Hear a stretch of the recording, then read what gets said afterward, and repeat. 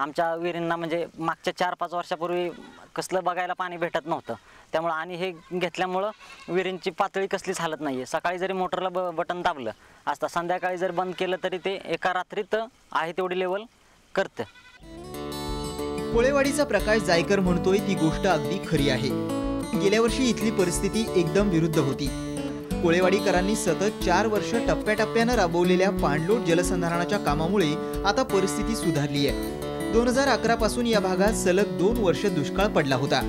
जनावराला चारा पाणी मिळतं। मागच्या वर्षी जनावर आम्ही छावणीत बांधून बसलो होतो 8-8, 10-10 महिने, आणि तिकडं ह्याच्याकडे तुमच्या टँकरनंच पाणी यायचं खूप, त्याच्यावर गतीच नव्हती।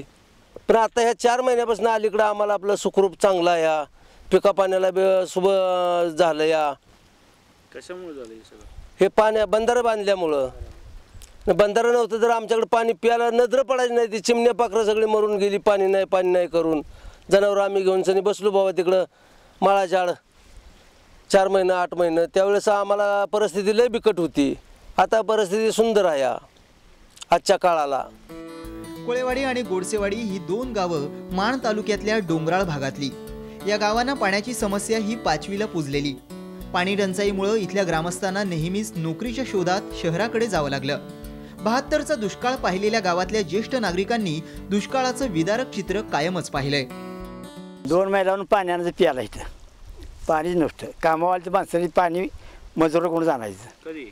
आणि 72ला, आणि त्याच्या पुण्यांदा हे बंधार झाल्यावर पुण्यात थोडी जरा प्रगती होत गेली। आता हे चालू झाल्यापासून जास्त फरक पडला। म्हणजे पाणी गेल्या वर्षी आम्हाला पाणी आम्ही छावणीवर जात होतो, जनावर छावणीवर, माणसं छावणीवर, बरं काम नाही जायचं कुठं। 2000 सालापासून कोळेवाडीच्या शेजारीच असलेल्या आदर्श गाव निढळनं वेगवेगळे उपक्रम राबवून ग्रामविकासात नावलौकिक मिळवला होता। राज्याचे जमाबंदी आयुक्त चंद्रकांत दळवी यांच्या नेतृत्वाखाली गावानं पाणलोटाची कामं करून दुष्काळ हटवता येतो हे दाखवून दिलं होतं। हीच गोष्ट कोळेवाडीकरांनी आणि माजी सरपंच तानाजी जायकर यांनी लक्षात घेतली। त्यानंतर चंद्रकांत दळवींच्या मार्गदर्शनाखाली 2009 पासून कामाला सुरुवात केली। मी या गावचा बिनविरोध 10 वर्ष सरपंचकी केली। त्यामुळे मला गावाने सांगितलं की विकास हा केला पाहिजे, म्हणून मी निरळचे चंद्रकांत दळवी साहेब यांनी जवळजवळ 4-5 वर्ष प्रोजेक्ट करून पाणी आडवा पाणी जिरवा ही स्कीम राबवली होती। तेच बघून आम्ही साहेबांनी आणून त्यांच्या सहाय्यानं गावात काय काय लोकांची सभा घेऊन ग्रामस्थाची घेऊन प्रोजेक्ट आम्ही करायचा अशी इच्छा केली। त्यानंतर दळवी साहेबाला आणून आम्ही दळवी साहेबांनी आम्हाला जे जे सांगितलं ते आम्ही श्रमदानातून 300 हेक्टरचं काम श्रमदानातून केलं। कोळेवाडीकरांनी इंडो जर्मन प्रकल्प 2009 पासून राबवायला सुरुवात केली। वाघजाई पाणलोट विकास मंडळानं ग्रामसभा घेऊन ग्रामस्थांना एकत्र केलं। नाबार्ड, बायएफ आणि ग्रामस्थांनी एकत्र येऊन 20% लोकवर्गणी श्रमदान करायला सुरुवात केली। सलग 3 वर्षे चाललेल्या या कामात सुरुवातीला गावाशेजारच्या डोंगरावर माथा ते पायथा 1000 सीसीटी, 400 ते 500 दगडी बांध घातलेत। त्यानंतर 772 हेक्टर क्षेत्रावर किमान 2000 माती बांध बांधण्यात आले। त्यानंतर डोंगरावर 1 किलोमीटर लांबीच्या 4 चरी खोदण्यात आल्या आणि गेल्या वर्षी शेवटच्या टप्प्यात 16 सिमेंट बंधारे बांधण्यात आले। हा पैसा सगळा इंडो जर्मनने दिलेला आहे आम्हाला। त्याच्यामुळे आम्ही श्रमदान 20% केलं आणि बाकीचे पैसे सगळे इंडो जर्मनने घातले। प्रत्येक श्रमदानामध्ये 20% आमची कपात करून घेतली शेतकऱ्याकडून। त्याच्यामुळे आमचा आता पाण्यासाठा भरपूर झालेला आहे आणि आता नवीन शेतकरी पिकं जे घ्यायला तयार आहेत, म्हणजे आलं, बटाटा, टमाटो सर्व शेतकरी घेतात। ज्वारी पहिली आमची 60-70% होती, आता ते 100-125% गेलेली आहे। त्याच्यामुळे आमची शेतकऱ्यांची नवीन पिकं घेण्याचा चांगला प्रोजन आहे। नाबार्डचं काम पाहून ग्रामस्थांनी श्रमदानाचा जोर लावला। त्यातून जायकर मळ्यातल्या तरुणांनी विहिरीच्या आणि घराच्या जुन्या तोडी काढून एक बंधारा बांधला। आजोबांच्या काळात आमच्या 15 विहिरी होत्या। त्या विहिरीचे खडा ही राहिले होते, दगड ही त्याचे सर्वांनी गोळा करून घर पडाक होतं आमचं, त्याचे दगड ही सगळं गोळा करून सामुदायिक आम्ही सर्वांनी बंधारा बांधला। त्याचे श्रमदान केलं सगळ्यांनी, काय लागेल ती वर्गणी ही काढून सगळ्यांनी श्रमदान केलं। किती दिवसात बांधला? आम्ही 15 दिवसात हा बंधारा बांधला। कोळेवाडीकर केवळ पाणी अडवून थांबले नाहीत, तर त्यांनी जिल्हा परिषदेच्या मदतीनं सिमेंट बंधाऱ्यात 80 फुटांचे 12 बोरवेल्स घेतलेत। या बोरच्या माध्यमातून जमिनीच्या खालच्या स्तरात पाणी मुरवण्याचा त्यांचा उद्देश आता सफल होताना दिसतोय। जिल्हा परिषदेच्या मार्फत आमच्या इथं राबवल्या गेलेल्या स्कीममधून हे माझ्या पाठीमागं दिसत आहे ते 40 बाय 60चा खड्डा खणलेला आहे। त्याच्यामध्ये बोर घेतलेला आहे आणि त्या बोरमध्ये 80 फुटाचा बोर घेतलेला आहे।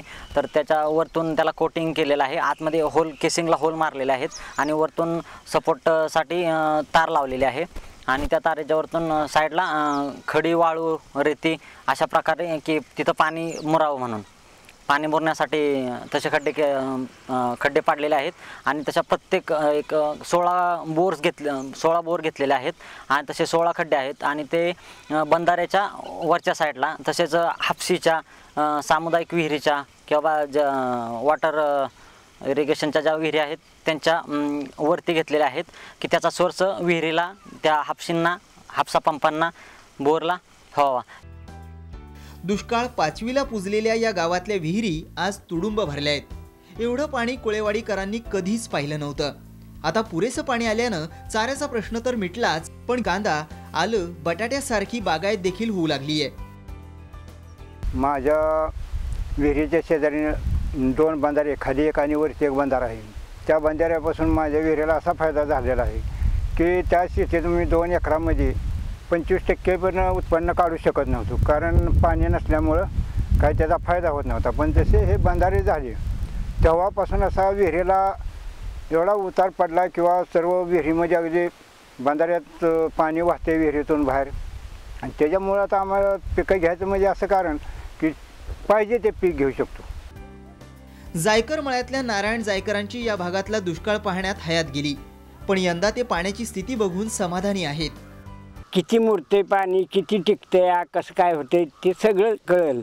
आता ह्या पाण्यापासून काय फायदा झाला हे मोहरं कळेल, आत्ता नाही कळायचं लगेच, पण पुढं कळेल। आज या गावातल्या शेतातच नव्हे तर पिण्याच्या पाण्याचा प्रश्नही आता निकालात निघालाय।